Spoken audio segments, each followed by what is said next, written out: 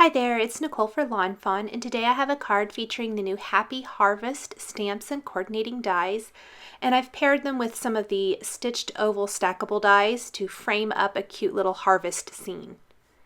To start, I'm going to stamp some of my images, the scarecrow and the birds, on some watercolor cardstock. This is the Bristol Smooth cardstock, and I'm going to use this to color in my images with some Zig Clean Color Real Brush markers. I'm using the Ranger Archival Jet Black ink to stamp my images. This is a great ink for doing watercoloring. It's not going to bleed.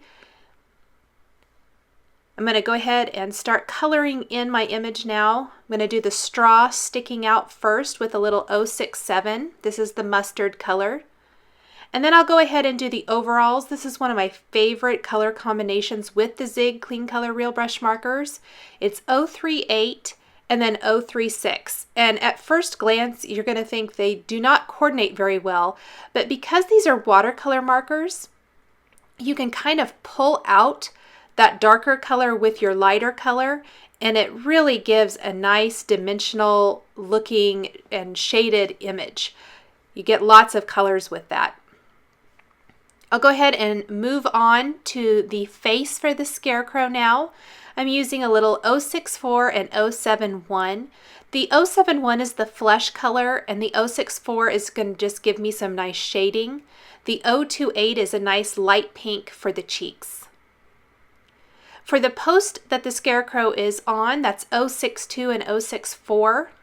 And then I'm going to color in the shirt with some yellows. I started with the 067, which is the mustard color, and then I'll blend that out with 050, which is a nice yellow, which will really brighten up that shirt that he's wearing. For the bucket hat, I'm going to go back to my two blue colors, the 038 and 036, and just color the main portion of that hat with those two colors. Then I'm going to take some reds, 021 and 022, which are carmine red and light carmine red, and color in that band on the around the brim of his hat. That's going to add a nice pop of color. I'm also going to use the 022 to color in the buttons on his overalls, and a little orange for the nose itself. I'll go ahead and move on to the birds. The first bird I didn't like how he turned out, so I restamped him. I used a little 064 for the beaks. I didn't want the beaks to be bright orange, but I still wanted them to be a bit lighter for the crows. So I went ahead and used 064, and then I'm using 900 and 090 to color them in. A couple of shades of gray, a really dark gray and then a light one. And this is, I can build up the color, and I do go back in with my darker colors and blend them out some more and darken up certain areas.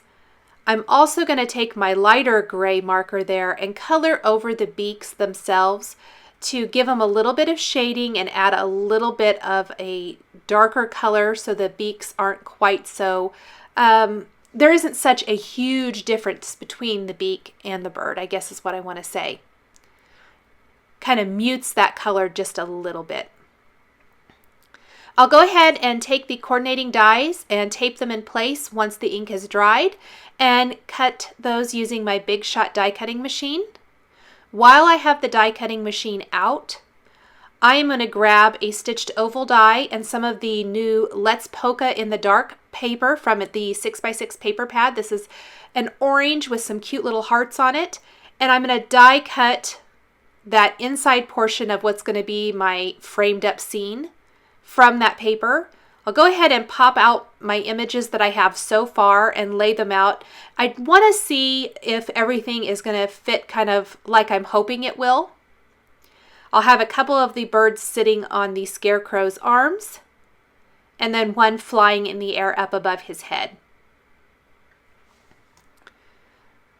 So that is looking good. I want to go ahead and die cut some of the maize now that I'm going to use to have him, the scarecrow standing in a field of corn.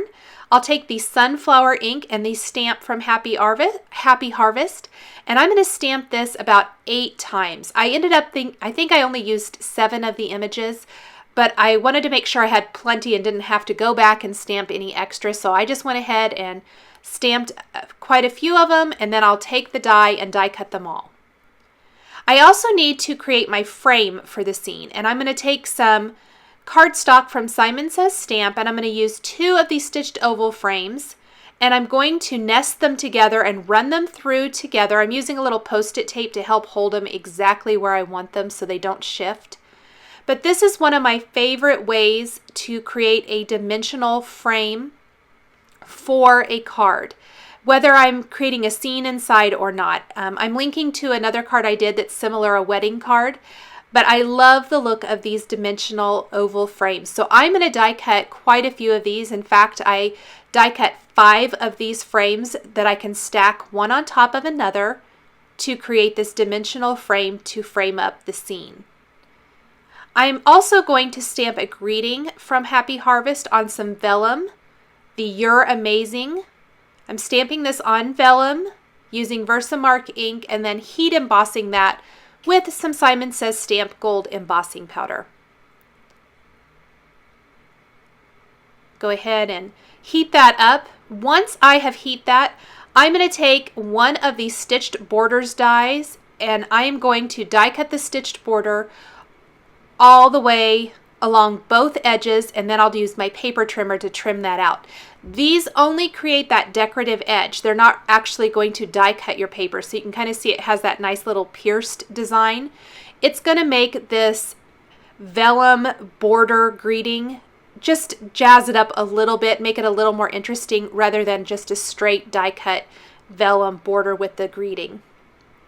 I'm using a black gel pen to add definition to the eyes on the scarecrow and birds, and a white gel pen to add some cute little dot detail to the cheeks of the scarecrow, and then add a little highlight to his bucket hat as well. I can start assembling my card. I am going to use that same cream card base that I'm using for the frame itself. I'll attach the Let's Polka in the Dark die cut oval first, and then I'm going to use a little foam adhesive to attach the scarecrow. I'm going to go ahead and trim a little piece to place on the back of him, and trim another little piece to place on his arms. Make sure he's nice and secure on the card this way. Now before I attach him, I need to attach some of the corn stalks that are going to be behind him. And I'm going to attach those directly to the background using a little zig glue pin. Hold him in place so I get an idea of where I want to attach these corn stalks. I'm going to glue them in place on each side. Just kind of lift him up, attach that, make sure it looks good before I really press it down in place. I'll glue some on either side of these now. I kind of just, where I put one, I put the other. Gives a nice symmetrical look. So I'll go ahead and do the same here on the right side of the card as well. Now for the rest of the corn, these are all attached directly to the card base itself, or the oval. I am going to cut some really thin strips of foam adhesive to place down the center of the corn stalk, because I need them to be a little bit dimensional so they look like they are in front of the scarecrow. Because he is attached with foam adhesive, I need to make sure that some of these corn stalks are attached with foam adhesive as well. I can't talk today.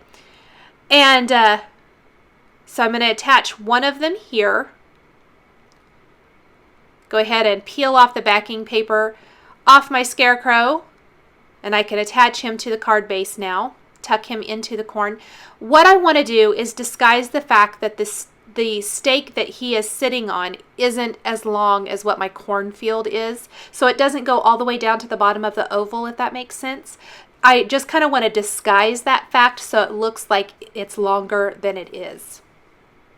And that corn stalk wasn't very straight, so I kind of just popped it up and fixed it. I will trim down my last one and attach that with foam adhesive to disguise that a little bit so it looks like he's sticking up there. I'll also use foam adhesive to attach the crows to each of his arms. And I'm going to take my scissors and snip off any of those corn stalks that are overhanging. Then I'm using my zig glue pen to draw around the oval, and I'm going to just start layering my frame one on top of another all the way around. So go ahead, and I attached my first one. I'll grab my next one and attach it. What I want is to build up my frame so that it is at least as tall as the foam adhesive that is holding up the scarecrow and corn stalks. If I left it the way it is now, you can see that the corn stalks are really kind of sticking up above the frame there along the bottom edge, and I don't like that look. I want to make sure my frame is at least as dimensional as the corn stalks themselves. So that is 3 layers right there, and I'm using acrylic blocks to kind of hold those down in between attaching each layer. Helps secure it a little bit. When I get to the end, I will go ahead and leave those blocks on for just a few minutes to really make sure that my frame is nice and secure. That is 4 layers. 5 will bring it just about perfect, I think. So I'll go ahead and attach my final layer or frame, and that really looks good right there. And now I will let that sit for just a little bit. I'll add some foam adhesive to my last bird and attach him flying up above. And then I have my vellum greeting, and I'm going to disguise my adhesive by just adding little dabs of it behind the heat embossed greeting. I'm going to put that in place right over my frame and the scene there. Place an acrylic block on that and let it sit for quite a while and make sure that it's nice and dry. Then I rounded the corners with a 1/2 inch corner rounder and added gold gemstones to each end of the greeting to finish up the design and finish up that vellum greeting banner. Thanks for watching this video showcasing the new Lawn Fawn Happy Harvest stamp set and coordinating dies. The supplies I've used to create this card are listed and linked below the video here on YouTube. Thanks for watching, and we will catch you next time.